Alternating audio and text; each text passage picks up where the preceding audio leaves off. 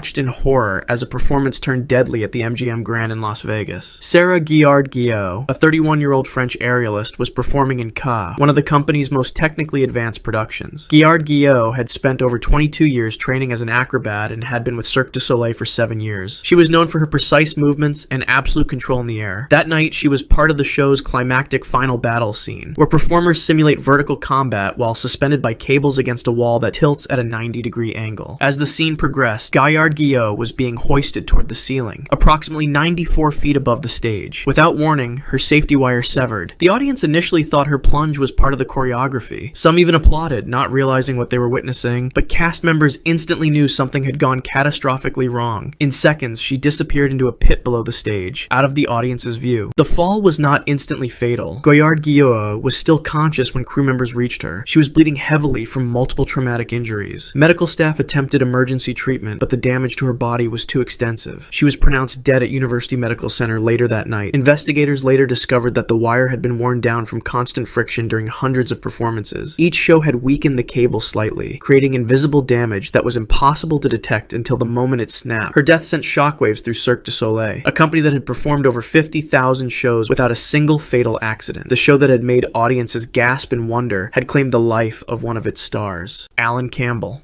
On August 20th, 1994, audiences at Circus International in Honolulu, Hawaii, witnessed one of the most horrific animal attacks in circus history. Alan Campbell, a veteran elephant trainer with years of experience, was working with an African elephant named Tyke. The 8,000-pound elephant had shown signs of aggression in previous performances, but was still considered manageable by her handlers. As Campbell directed Tyke through her routine, something changed in the animal's demeanor. Without warning, Tyke suddenly turned on a groomer who was in the ring. Campbell immediately rushed to intervene, attempting to redirect the elephant's attention away from his colleague. It was a decision that would cost him his life. With a speed that belied her massive size, Tyke swung her trunk and knocked Campbell to the ground. Before he could scramble to safety, the elephant brought her full weight down on his body. The crowd watched in terror as she repeatedly crushed him beneath her feet. The force was catastrophic. His chest cavity collapsed instantly and internal organs were ruptured beyond repair. Campbell was still conscious for several agonizing seconds, gasping for breath as his lungs filled with blood. Medical experts later explained that death in such cases comes from a combination of massive internal hemorrhaging and asphyxiation, as the chest can no longer expand to draw breath. After killing Campbell, Tyke burst through the arena doors and escaped into the streets of Honolulu. For nearly 30 minutes, she rampaged through the city, injuring several bystanders. Police officers pursued the elephant, firing repeatedly at her enormous body. It took a staggering 86 bullets to finally bring Tyke down. When officers reached the fallen animal, her massive form was riddled with bullet holes, blood pooling beneath her on the city street. Hagenbeck Wallace Circus Train.